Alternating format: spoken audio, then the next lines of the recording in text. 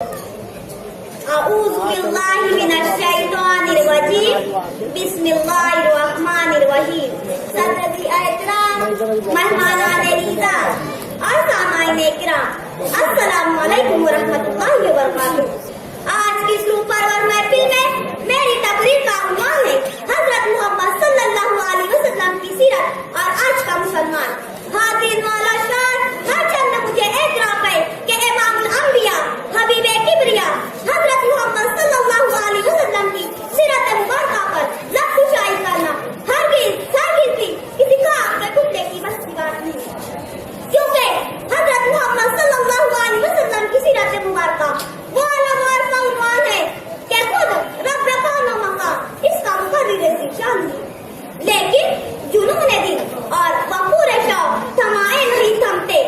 مسیرت کیا ہے سلطان مدینہ کی کہوں تم سے، مسیرت کیا ہے سلطان مدینہ کی کہوں تم سے، سراپا دین و ایمان مکمل شرح۔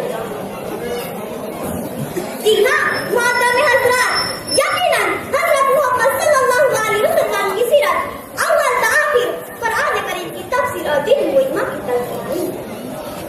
ملاحظہ کریں سیرت کے چند ذاتی دکان، دیکھیے کہیں اس میں زہد تقویٰ کے پھول کھلے ہوئے ہیں تو کہیں ریاضت و عبادت کے ستارے جھلملا رہے ہیں، کہیں صبر و شکر کے موقع بکھرے ہوئے ہیں تو کہیں علم و بردباری کے چراغ جگمگا رہے ہیں، کہیں صداقت و امانت کے چشمے ابل رہے ہیں تو کہیں جود و سخاوت کے دریا بہہ رہے ہیں، کہیں جرأت و ہمت کے نظارے ہیں تو کہیں بہادری و شجاعت کے عالمی نقول۔ الغرض آپ صلی اللہ علیہ وسلم کی سیرت مبارکہ جہاں سے شروع کیجیے وہیں سے قرآن کریم کی آئینہ داری اور دین اسلام کی جلوہ گری ہے۔ اسی لیے کسی صاحب رضی اللہ تعالیٰ عنہ نے جب ام المومنین حضرت عائشہ رضی اللہ تعالیٰ عنہ سے آپ صلی اللہ علیہ وسلم کی سیرت کے تعلق سے سوال کیا تو آپ رضی اللہ تعالیٰ عنہ نے ایک ہی جملہ فرمایا،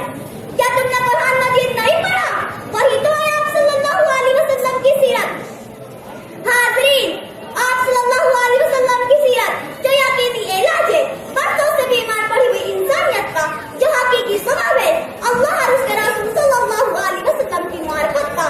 جو مدار ہے جہالت و تفاہت اور غفلت و عظمت کے پردوں کو چاک چاک کرنے کا، جو معیار ہے ذلت و نکبت کی غیر خواہیوں سے نکال کر عظمت کی چوٹیوں کو چھونے کا۔ لیکن ہائے افسوس، جسے دیکھو وہی دنیا بنانے میں مگن نیاز، جسے دیکھو وہی دنیا بنانے میں مگن نیاز، جسے دیکھو وہی آخرت کی فکر سے وحشی ہے۔